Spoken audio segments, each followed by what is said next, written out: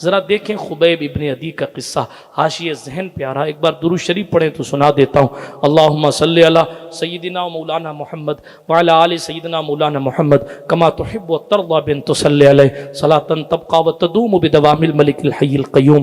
برادران ملت اسلامیہ، یہ مدینے کے صحابی ہیں، انصاری صحابی، حضرت خبیب ابن عدی، جنگ بدر میں بھی اسلام کی طرف سے جنگ کی، احد میں بھی کی۔ ایک حارث بن عامر نام کا مکے کا سردار تھا، اس کو آپ نے بدر میں قتل کر دیا تھا، تو اس کے بیٹے آپ کی تلاش میں تھے۔ ایک واقعہ ہوا تھا، واقعہ رجی، اس کی پوری ڈیٹیل سیرت مصطفیٰ میں ہے، اس وقت میں اس کو نہیں پڑھ رہا ہوں، آگے پڑھتا ہوں۔ سیرت ضیاء النبی میں بھی ہے، اور بھی بہت ساری کتابوں میں اس کی ڈیٹیل اور تفصیلات موجود ہیں۔ اس مقام پر حضرت خبیب کو گرفتار کر لیا گیا، لیکن اشارہ دوں آپ کو، 10 صحابہ کرام کے ساتھ دھوکہ کیا۔ ہم سمجھتے ہیں کہ ہمارے آپ کے ساتھ دھوکہ ہوتا ہے، ایسا نہیں ہے۔ سیرت مصطفیٰ پڑھیں گے تو آپ کو پتہ چلے گا کہ مسائل اور مصائب کو فیس کیسے کرنا۔ ایک قافلہ 4-5 لوگوں کا حضور کے پاس آیا تھا، سرکار ہم دین سیکھنے آئے ہیں اور اپنے احباب کو ہمارے ساتھ بھیج دیجیے، ہمارا گاؤں دین سیکھے گا۔ 10 لوگوں کو حضور نے بھیجا تھا، ان 10 کے ساتھ غداری ہوئی اور 7 کو قتل کر دیا گیا، 3 قیدی بنا لیے گئے۔ یہ بھی ہوا ہے، لیکن ہم نے پڑھا نہیں، ہم سمجھتے مصیبت صرف ہم پہ ہی آ رہی۔ اگر آپ نے پڑھا ہوتا تو آپ کو پتہ چلتا کہ مصیبتیں ہزار آئیں، لیکن مسلمان کا کام یہ ہے کہ وہ کسی کنڈیشن میں اپنے رسول کی تعلیم سے نہیں ہٹے گا۔ ہمارے جوانوں کو یہ سیٹ کر دیا گیا، وہ نعرہ لگا رہا ہے تو ہم بھی نعرہ لگائیں، وہ گالی دے رہا ہے تو ہم بھی گالی دیں۔ یہ اسلام کا مزاج نہیں ہے۔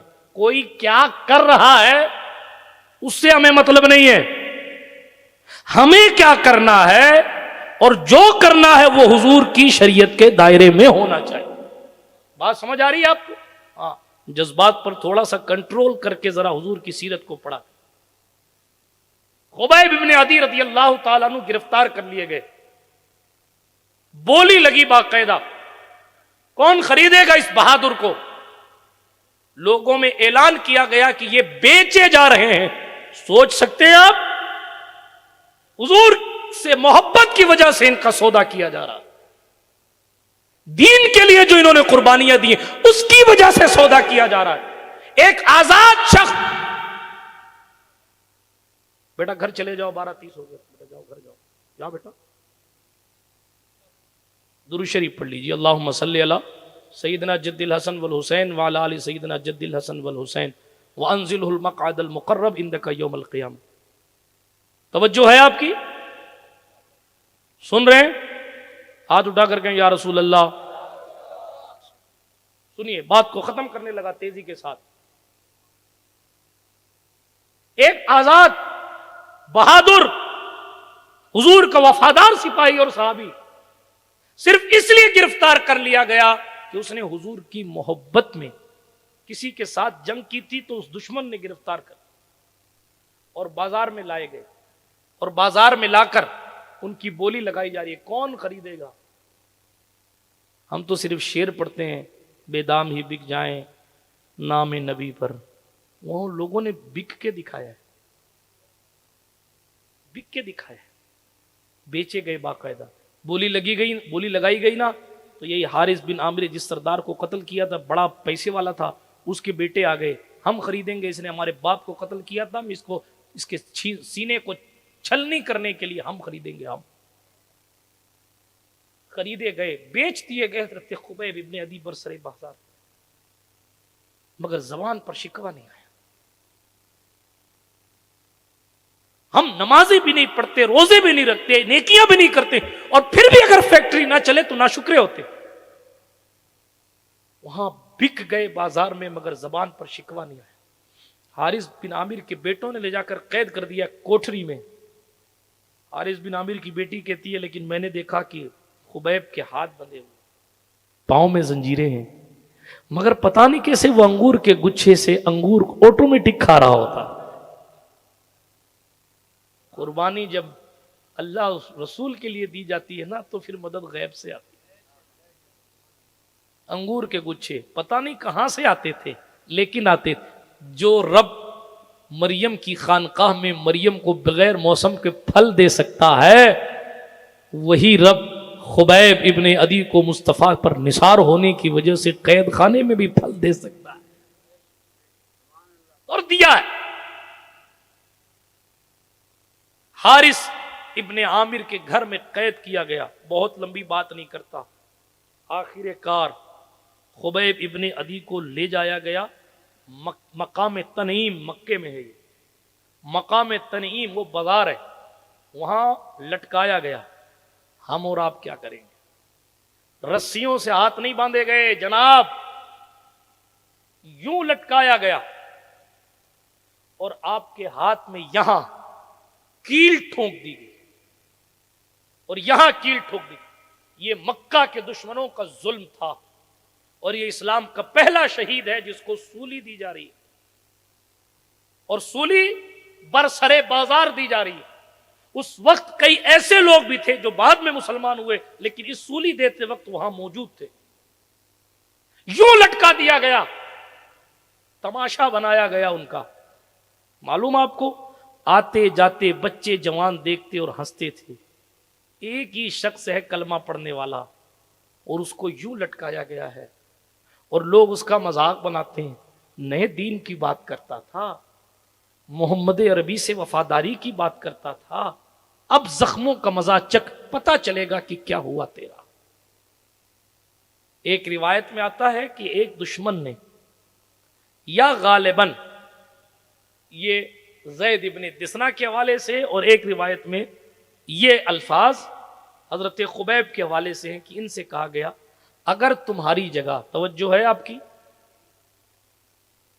قید کیے گئے، بیچے گئے، لٹکائے گئے، پورا محلہ دیکھ رہا ہے، مذاق ایک طریقے سے بنایا جا رہا ہے، اور پھر پوچھا جا رہا ہے اگر تمہاری جگہ یہاں محمد کو کھڑا کیا جاتا تو تم کیا کہتے؟ چیخ کر کہو، بدبختوں، 1000 جانیں پیغمبر امن پر قربان کر سکتا ہوں، لیکن تم سمجھتے ہو کہ یہاں پہنچ کر میں رسول اللہ سے شکوے کروں گا؟ خدا کی قسم، میرے جسم کے ٹکڑے ٹکڑے کر دیے جائیں اور ہر ٹکڑا محمد عربی سے وفاداری کی گواہ۔ یہ تھے مصطفیٰ کے وفادار۔ نتیجہ، جب بدسلوکی کی گئی تو جلال آیا، اور جلال آیا تو بددعا کی، اور جب بددعا کی تو وہ بددعا ایسی قبول ہوئی کہ جو لوگ ان کو قتل کرنے میں شامل تھے اس سال بھر کے اندر ختم ہو گئے، سب مر گئے۔ لیکن سولی ابھی دی نہیں گئی، ذرا کنڈیشن پر غور کریں۔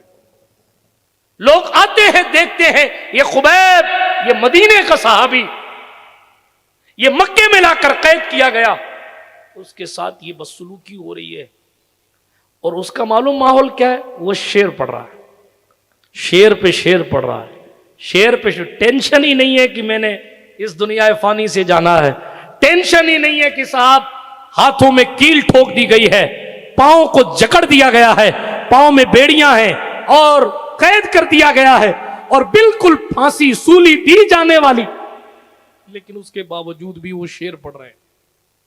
عربی میں اشعار ہے، اس کی ڈیٹیل میں نہیں جاتا، اور مجھے صحیح میں یاد بھی نہیں ہے سارے، لیکن آپ کی رہنمائی کر سکتا ہوں کہ علامہ عبد المصطفیٰ اعظمی صاحب نے غالباً کرامت صحابہ میں اور اپنی کتاب سیرت مصطفیٰ میں ان اشعار کو لکھا ہے۔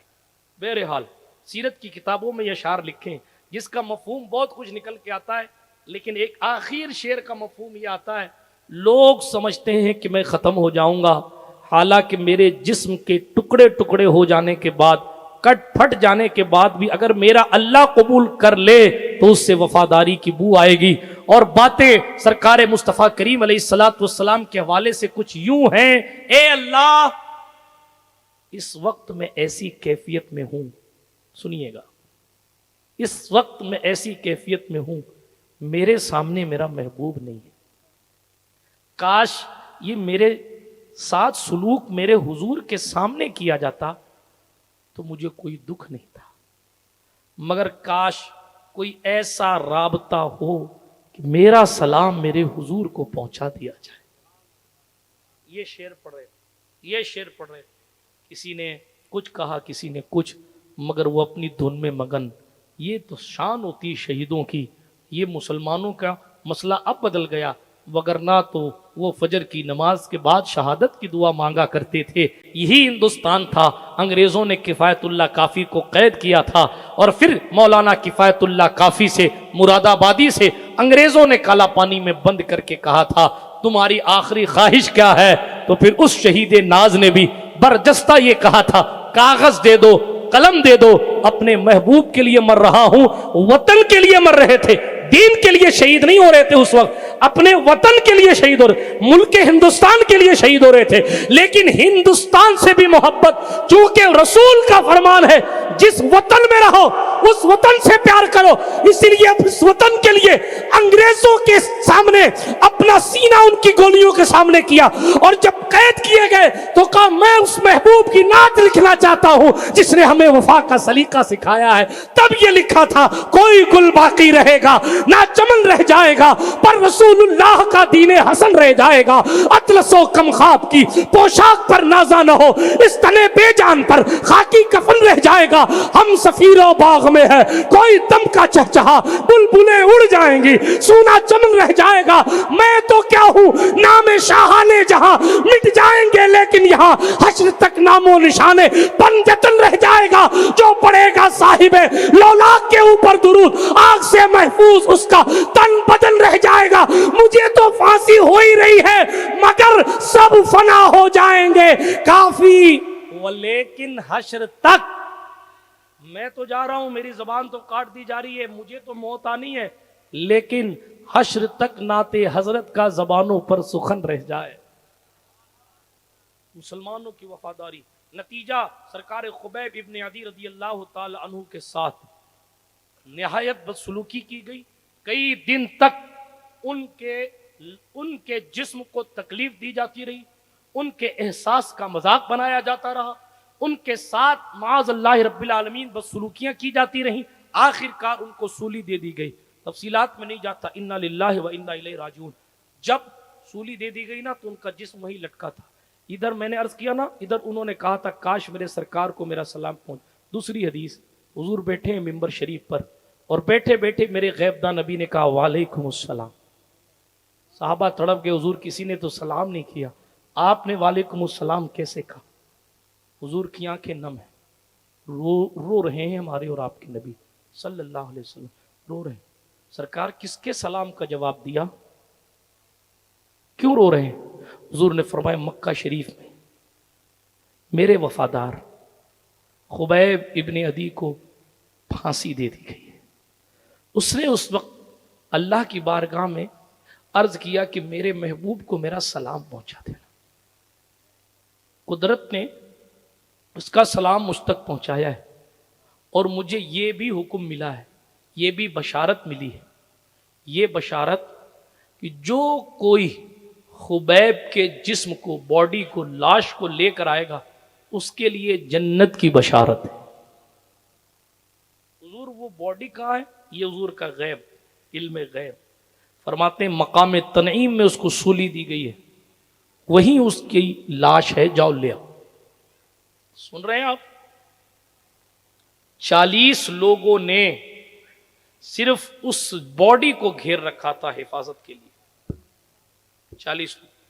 یہ رات کی تاریکی میں 2 صحابی، حضرت زبیر ابن العوام، حضرت مقداد الاسود، یہ 2 لوگ اس لاش کو لانے کے لیے نہیں، اس لاش کو لا کر حضور کی بشارت پانے کے لیے دونوں لوگ اپنی جان پر کھیل کر اس جسم کی تلاش میں نکلے.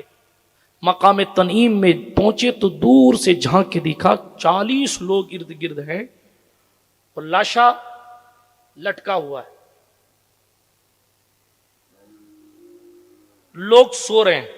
یہ چپکے سے گئے اور انہوں نے ہاتھوں سے کیل نکالی، خدا جانے کس دل سے نکالی ہوگی، اور رسیوں کو اور زنجیروں کو کھولا، توڑا اور اس لاش کو اٹھائے. علماء سیر نے لکھا ہے 40 دن گزر گئے تھے انتقال کیے ہوئے، اور 40 دن میں ایک لمحہ بھی ایسا نہیں لگا کہ باڈی سے کوئی مہک آ رہی ہو یا کچھ سڑنے گلنے کا کچھ تصور ہو. 40 دن میں اس جسم کے ساتھ خوشبو آتی تھی. ہاں اسی لیے کہنے والے نے کہا محمد کے غلاموں کا کفن میلا نہیں ہوتا. 40 دن کے بعد وہ لاش اٹھائی رکھی نا سواری پر, جیسے ہی لے کے دوڑے تو لوگوں کو پتا چل گیا کہ لاش لے کے جا رہے. تو 70 دشمنوں نے پیچھا کیا ان کا. 70 دشمنوں نے جب پیچھا کیا, بہت دور تک پیچھا کیا, ظاہر ہے ان کو لگا کہ بھئی ہم بچ نہیں پائیں گے, تو انہوں نے لاش کو زمین پہ رکھ کے کہا زمین پہ رکھتے تھوڑا لڑ لیتے ہیں, اس کے بعد پھر لے کے بھاگیں گے. لیکن جیسے ہی زمین پر لاش کو رکھا گیا, ادھر لڑائی شروع ہوتی اس سے پہلے ہی زمین پھٹ گئی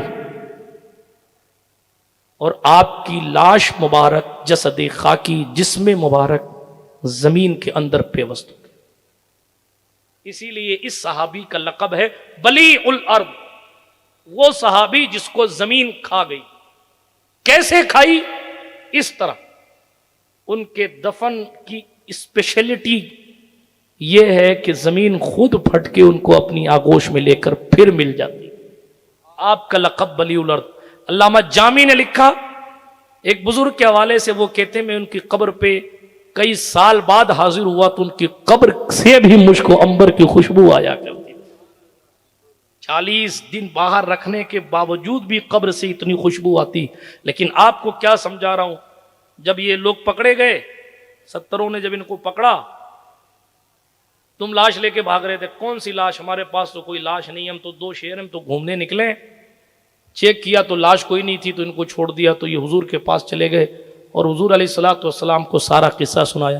حضور تو جانتے ہی تھے کہ لاش آئے گی نہیں, لیکن پھر بھی بشارت دی گئی تھی حکم خداوندی کی بنیاد پر. میں آپ کو صرف اتنا عرض کرنا چاہتا ہوں, یہ تو ایک قصے ہیں, ایسے ہزاروں ہیں یار.